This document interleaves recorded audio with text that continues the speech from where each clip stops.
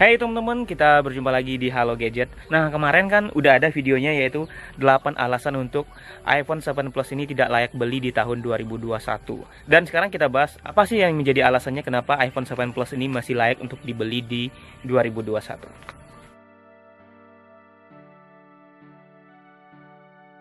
Alasan pertama yang membuat iPhone 7 Plus ini masih layak untuk dibeli pada tahun 2021 ini adalah iOS, yaitu sistem operasi dari iPhone itu sendiri.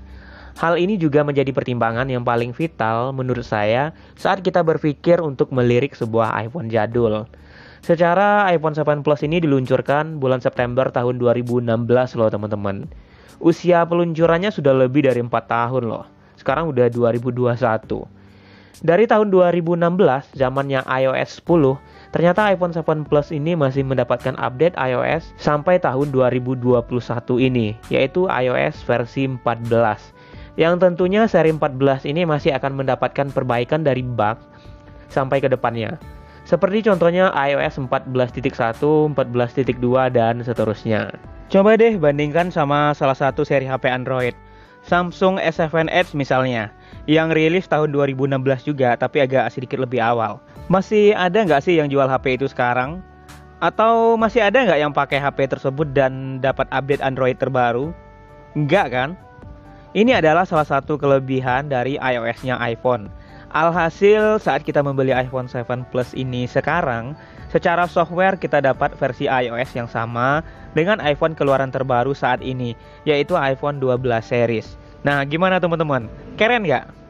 Alasan yang kedua yaitu performanya. iPhone 7 Plus ini ibaratkan kakek-kakek yang udah tua nih teman-teman, tapi tenaganya masih segar bugar. Bahkan bisa mengalahkan anak muda sekalipun. Chipset A10 Fusion didukung dengan RAM 3GB. Apa? 3GB? Ya, udah deh nggak usah bandingkan antara RAM 3GB-nya iPhone sama Android ya. Beda jauh. Semua kegiatan termasuk multitasking masih lancar jaya. Apalagi buat orang-orang yang menggunakan iPhone hanya untuk sosial media, pasti sudah sangat cocok sekali. Untuk bermain game juga masih playable ya.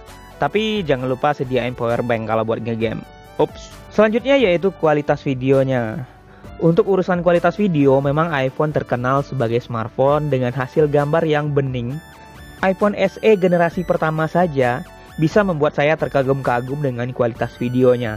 Apalagi seri iPhone 7 Plus ini, yang jelas spesifikasinya sudah lebih tinggi dari iPhone SE generasi pertama tersebut.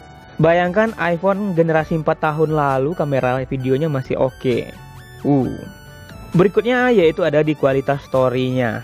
Nah ini nih, mana nih tim yang suka pakai Android buat nge-game dan iPhone untuk bikin story yang bagus? Ya, sebagian besar orang sudah mengakui bahwa story di iPhone itu memang lebih jernih dibandingkan Android kebanyakan. Tidak terkecuali dengan iPhone 7 Plus ini. Jadi kita nggak perlu oprek pakai aplikasi dulu atau pakai trik-trik ala-ala kayak gitu agar story kita lebih bagus. Cukup pakai kamera iPhone 7 Plus ini saja, Android udah lewat. Yang terakhir, harga jualnya masih tinggi. Harga iPhone 7 Plus saat video ini dibuat yaitu sekitar 5,1 jutaan nih teman-teman. Untuk varian internal memori 32GB dengan kondisi second. Kenapa second? Ya iPhone 7 Plus ini sudah tidak produksi lagi ya. Jadi gini nih, seandainya teman-teman berminat menjual iPhone ini, harganya tidak akan terlalu beda jauh saat kita membelinya. Karena biasanya harga iPhone itu cenderung stabil, walaupun seri iPhone 12 sekarang sudah keluar. Jadi tidak ada yang seperti Android, misalnya harganya cenderung terjun bebas, bahkan bisa sampai sejutaan nih. Nantinya pasti akan kesulitan saat kita ingin menjual Android, karena harga jualnya semakin rendah. Tapi itu tidak terjadi pada device-nya iPhone ya, walaupun ini seri 4 tahun yang lalu. Nah itu dia beberapa alasannya teman-teman. Jadi gimana?